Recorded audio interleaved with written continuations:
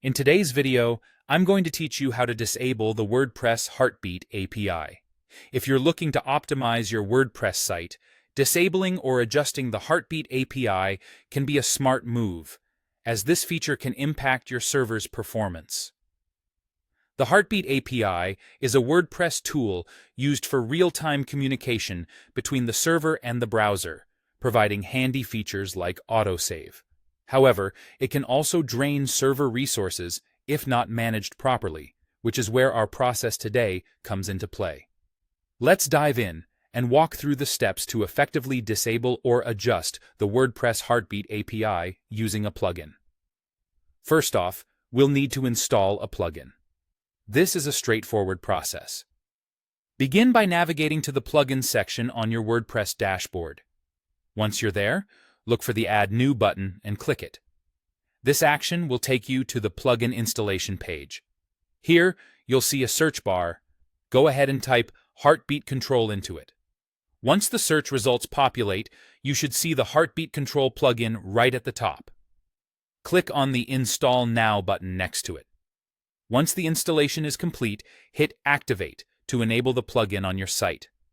This plugin is specifically designed to give you control over the Heartbeat API and is a popular choice among WordPress users for its ease of use and effectiveness. Now that the Heartbeat Control plugin is up and running on your site, it's time to configure it to suit your needs. Head over to the Settings section in your WordPress dashboard and select Heartbeat Control. You'll find a few options here to customize how you want the Heartbeat API to function on your site. If you choose to disable everywhere, this will completely turn off the Heartbeat API across your entire site. This might be your go-to option if you're experiencing significant performance issues. On the other hand, you might decide to only disable on dashboard, which restricts the API's activity to just the admin dashboard. This is a middle ground option if you still want some Heartbeat functions but want to limit their impact.